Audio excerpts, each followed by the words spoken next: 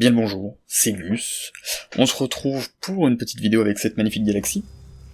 Et oui, aujourd'hui on va parler de 5 astuces pour passer son PPL en toute sécurité et sans se prendre la tête. Et aussi pour plus tard. Voilà, fallait juste que je la place cette galaxie. Bon, alors, jingle.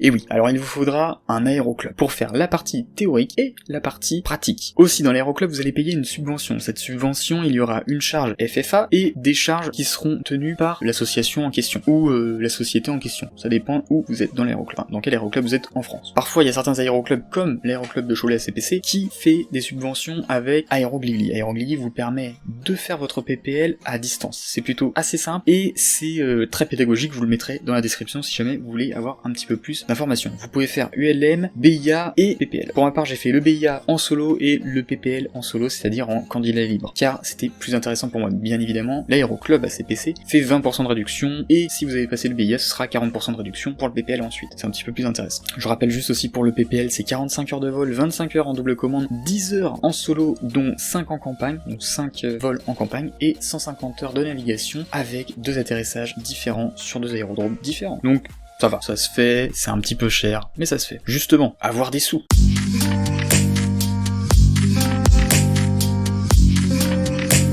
Magic jingle, n'est-ce pas? Donc, avoir l'argent. Alors, l'argent, le PPL, ça coûte 7000 € à peu près. Pour ma part, ça va coûter 7000 €, ça dépend sur quel appareil vous êtes. Donc, il y a plusieurs moyens de réduire les coûts du PPL. Pour le moment, moi, je vais passer un LAPL, et pourquoi pas aller travailler dans l'aéroclub où je fais partie à l'heure actuelle, qui est la CPC. Ça se prépare petit à petit, on va voir. Ce qu'on peut faire avec le LAPL, c'est faire des vols avec des inconnus ou des gens que vous connaissez, et diviser la part en deux. Vous allez pouvoir accumuler 2 heures de vol, tout en gardant un petit peu de sous, et ne pas tout dépenser. Et justement, comment faire des économies?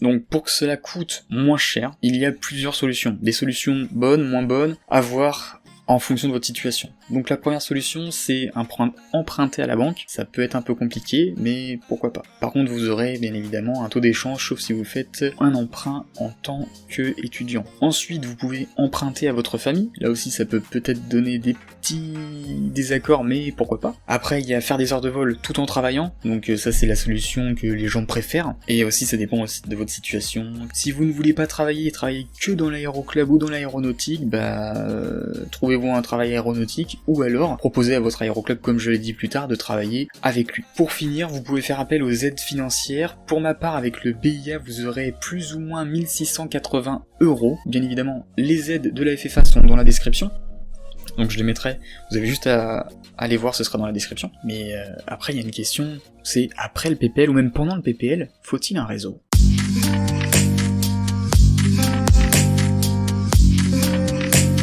Donc, avoir un réseau. Donc, un réseau de personnes avec qui vous pouvez piloter, c'est toujours très intéressant. De toute façon, avec votre formation, avec votre aéroclub, surtout, vous allez vous faire des rencontres. Des rencontres de gens qui sont plus âgés que vous, ce sera souvent le cas, et qui vont vous permettre aussi de faire le sac de sable dans l'avion, c'est-à-dire vous amener en balade en avion, etc., etc. Là, vous allez pouvoir apprendre, et surtout, vous allez pouvoir bien écouter ce qu'ils disent à la radio, etc., voir leurs erreurs, discuter avec eux. Il y a aussi pendant les meetings aériens, vous pouvez aller voir des pilotes privés, vous pouvez aller voir des pilotes de chasse, vous pouvez aller voir des gens qui ont des jets, etc., etc., qui vont vous faire appel à la fin de votre formation PPL, ou qui vont vous donner une formation de pilote commercial, pourquoi pas pour plus tard. C'est déjà arrivé, ça peut encore arriver, surtout que les effectifs commencent à être anciennes, et du coup il faut du renouvellement. Il faudra aussi bien le prendre en compte, c'est pour ça que se faire un réseau, c'est très important. Pour ma part, ce sera très important. Et pourquoi pas commencer à vous faire un petit réseau, à connaître des gens, etc., c'est toujours très intéressant, et on peut toujours tirer des connaissances, et tout un tas de choses. Et pour finir, pour faire le PPL, il vous faudra travailler.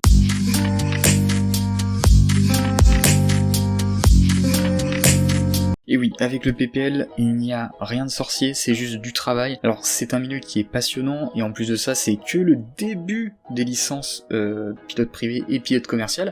N'oubliez pas que... Attendez. Ah, j'ai pas le livre.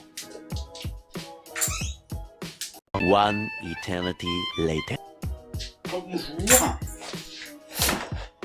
Donc alors, n'oubliez pas que vous avez juste ce livre de 400 pages à réviser, et que les pilotes commerciaux ont 14 fois 400 pages à réviser, d'accord? Donc là, c'est vraiment que du plaisir.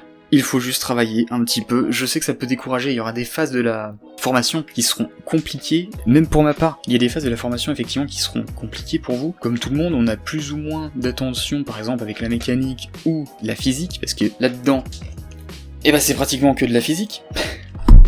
Oups. Donc voilà. Donc ne perdez pas espoir. Franchement, ça c'est de l'eau. Et quand vous travaillez bien, vous allez réussir. Et surtout que ça c'est la porte d'entrée, ça. C'est la porte d'entrée pour plus tard. Et pour votre formation de PPL.